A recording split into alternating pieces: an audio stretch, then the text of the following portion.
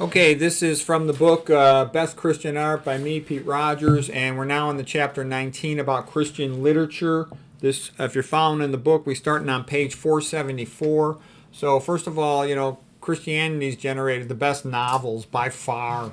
There's no comparison. The best art. It's just great at generating art and creativity. It gets people to think beyond themselves. In most other cultures, people primarily think, everybody thinks about themselves and their family, but in a lot of cultures, that's it. That's the only thing they think about is themselves and their family. Christianity gets you to think more about the world, society, that life has purpose and meaning, and God's a creator. We can be a creator like Him. We're created in His image and all that.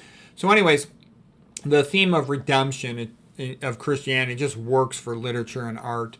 Okay, so the best novel of all time is by Charles Dickens, the Englishman, and it's the idea that you can make your life and the life of everyone else around you so much better by having sort of a positive Christian attitude. Be nice, help each other, be grateful, have an attitude of gratitude for what you got.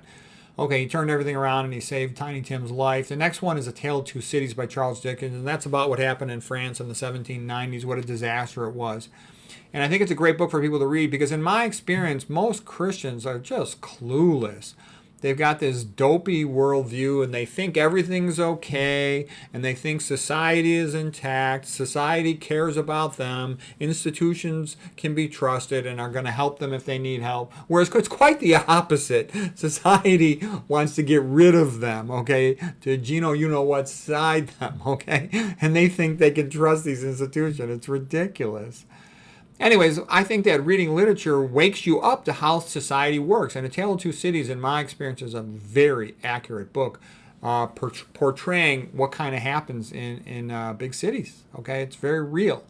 Les Miserables by Victor Hugo, the French writer. It's a magnificent book. It's just an awesome book. And, Ayn Rand had described reading a Victor Hugo novel as like entering a cathedral. It's just magnificent. It's spectacular. It's sort of like the height of what humans can be. Jean Valjean is one of the most awesome characters ever in the history of literature. The bishop forgave him, and he devoted his life to being a good man, and he was a great man. And I love the musical from 1985. That soundtrack is just awesome. That song, Bishop Forgiven, it's magnificent. And there's lots of other great songs. The Red and the Black. There's tons of them. I Dreamed a Dream in Days Gone By.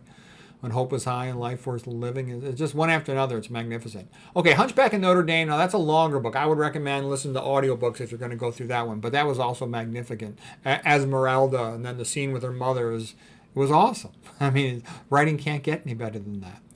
Okay, Brothers Karamazov by Fyodor Dostoevsky, the Russian writer. I love that book. And again, I listen to it on audiobook. A lot of times I don't have time to read these books in paperback from cover to cover because I'm so busy. But in the car, I got lots of time. Whatever it takes, I'll go through the book. And the big point to learn from Fyodor Dostoevsky is that intellect alone is not enough. Ivan, despite being brilliant, was a screw-up because he just sort of went by intellect alone and he drifted towards atheism. Versus Alyosha, with sort of his Christian mindset, and he's patient and calm and nice, give everybody a chance to talk and help people even if they don't like him at first. And that's the best way to live.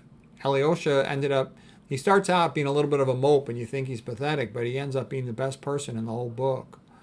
Quo Vadis by Henry Sienkiewicz up in Poland. Magnificent novel, fourth best novel of all time, which puts in a real good contrast between the brutality of the ancient Romans with their slave ownership and their aristocracy versus the early Christians. How they brought on a large scale the ideas of forgiveness and love between non-family members in a big way, and they sort of transformed society. It's a magnificent book. Okay, 1984 by George Orwell. Great book to sort of teach you the reality. He had a lot of experience working in those contexts. Animal Farm is the allegorical version of it. Animal Farm is easier to read. You might want to read that one first, then read 1984. But everybody should read these books. 1984 and Animal Farm and Christmas Carol. Every single person should read the paper version of those cover to cover. They're pretty easy to read. Scarlet Letter by Nathaniel Hawthorne, a magnificent book. I recently made a whole book review of that. I made book reviews of most of the books in here. Not all of them. I would say at least half of them. Let's leave it at that.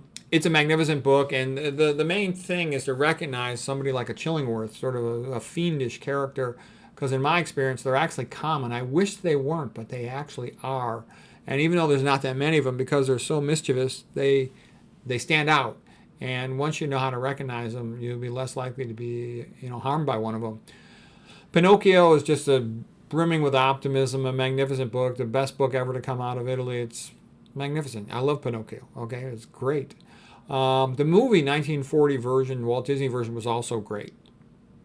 I like the paperback version by Roberto Innocenti is the illustrator. It's great. And that's another one you can read cover to cover. It's not that long. Okay, Da Vinci Code by Dan Brown. Fun book to read. It's fascinating. He's a great writer, Dan Brown. Lots of cliffhangers from chapter to chapter. Yeah, parts of the book are dishonest and a little bit stupid, but it's so entertaining. It's one of the most fun books you'll ever read. Set in the Vatican. Okay, Atlas Shrugged by Ayn Rand. Russian-American writer, and she was a genius. She's the smartest woman who ever lived, and that book really shows you what altruism, socialism is all about. I call her the closet Christian because she's such a big promoter of all the Christian writers.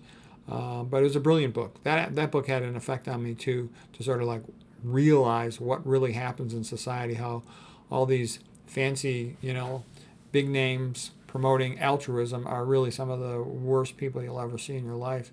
Brave New World by Aldous Huxley just shows there's another road to totalitarianism. It's not just force and brutality. It's also the trap of hedonism and Epicureanism, which weakens people, with drugs, opioids, etc., shallow, and they become atheists and they become, unable to do much. Don Quixote by Miguel Cervantes, the plight of a good man who seeks out to try to make society better, ends up looking ridiculous, but it's a great book. Should have been shorter, but it's still a great book. Okay, a couple more here. Important to Be in Earnest, not a novel, but it's a great play. It's my favorite play. It's real short. You can read it cover to cover. Oscar Wilde was just so fantastic with chiasmus, and I admired, here's this poor Irish guy going to London and becoming the best writer in the whole country. That was, I thought, rather entertaining. He was a Catholic. He screwed up. Obviously, in the end, he became an alcoholic, abandoned his family, which is a disgrace. But he did a lot of good things in his life, a lot of really good things, great things. Ben-Hur, I'm currently reading that right now, and it really starts out boring. The movie was magnificent. I'll get back to you on that, but it was like one of the most famous books ever written in the 1800s. And the 1800s overall were culturally quite superior to the 1900s. Poland by James Michener, that's the best way to learn the history of Poland by far. It's magnificent. Trinity by Leon Uris, I think, is the best introduction to the history of Ireland. Actually, one of the best. It's not so much a history book, it's more of a story book. Poland by Michener, that's a history book. Okay, Trinity by Leon Uris is a storybook of a family in Ireland, let's say from early 1800s to early to mid 1900s. But it was very well written. Sour as a Young Werther, that helps you to think from Goethe. Okay, that book will teach you how to think. Basically, you see how if only Werther had fallen in love with science, he would have been a great scientist instead of a chump.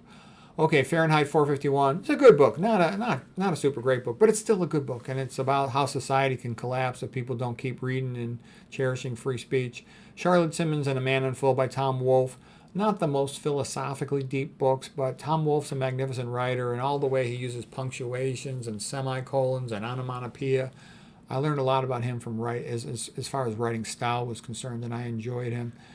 The Kingdom of Speech is actually, I think, a better book in terms of relevance of modern philosophy, but it's a nonfiction book, whereas these are fiction books. Okay, The Greek Way by Edith Hamilton, excellent book, best introduction to the ancient Greeks. I love the ancient Greeks. Arthur Schopenhauer's book, The Guide to Art and Literature, magnificent analysis of what makes a book great and how to write a great book. Romantic Manifesto by Ayn Rand about her writing style and about the writing style of the greatest novels ever written and paintings ever painted. She says that art is the concretization of metaphysics. It's just brilliant. It's great. The Cave in the Light, best philosophy book ever written, and it contrasts both Aristotle and Plato and their view on life. Aristotle was more about freedom. Plato was a little bit trending into collectivism and mysticism. But the contrast of the two carried out through all history up to the modern age is really well done. If you look at the best professors, Rufus Fears is the best history professor ever. Probably one of his favorite books of mine were his Famous Greeks and Ancient Romans, Famous Ancient Greeks and Romans. He has a summary a lot of the greatest books ever written. That's great too. Everything he does is great. He's just a great historian. He's Harvard trained, full of enthusiasm and knowledge, and joviality and good judgment, wisdom, insight. Michael Sugru is a great biology teacher. He has a YouTube channel, Michael Sugru. Great lectures on biology. A bunch of Rufus Fears lectures are also on YouTube. Daniel Robinson was real good on, I think, the history of psychology and philosophy. So those are some great introductions to Christian literature and art. Here is the painting of Don Quixote in his library. You know, he's reading about all the ancient books of chivalry, and he's saying, why is society going into the garbage can? We need to bring back some of these ancient ways. And like I said, that reminds me of a good man with a nostalgic goal of trying to restore something good. Okay, here is Don Quixote when he made his speech that he's going to be a knight errant. And I joked that reminded me of Dr. McDougall when he said he was going to be a nutrition doctor instead of a conventional doctor. And everybody looks at him like, what are you talking about? Have you lost your mind? You know how much money you're going to lose by doing that? Okay, and then all these hypocrites, they felt that Don Quixote had gone crazy by wanting to be a knight errant from reading all his chivalry books. So when he wasn't home out on adventures, they burned all his books. And these hypocrites, that's the barber, that's the priest, that's the niece, and I'm not sure who that is, one of the servant ladies. Basically, they had read many of the books and they loved them, so they were going to burn them. Pretty hypocritical. Okay, here's Don Quixote with his sidekick Sancho Panza. Don Quixote is tall and thin. Sancho Panza is short and fat, rides a donkey. Don Quixote rides a horse, Rocinante. So it's very entertaining. It's all kind of crazy. Don Quixote and Sancho Panza, their hearts are in the right place. They're very fun, very lovable, and nice. But they get themselves into foolish mischief routinely, like Don Quixote mistakes a windmill for a giant, and he goes charging at it with it ready to joust and gets unhorsed, to say the least. And that's kind of reminding me, like I said, of McDougall going head to head with these big associations trying to make informed consent real for mastectomy versus lumpectomy. This is just a painting of Don Quixote thinking about what he's going to write. Miguel Cervantes thinking about what he's going to write for Don Quixote. His hand looks a little funny because his hand got wounded severely in the Battle of Lepanto against the Ottoman Turks. And he was a real heroic guy. Spent a lot of time in slavery and in prison. And a lot of the best writers, they come out of a phase of exile. And that time in exile helps them to develop an objective point of view, which enables them to write unique, great work. Okay. Maybe I'll just do these two. Well, actually, I think I'll stop right here for literature at this point. I hope that was interesting.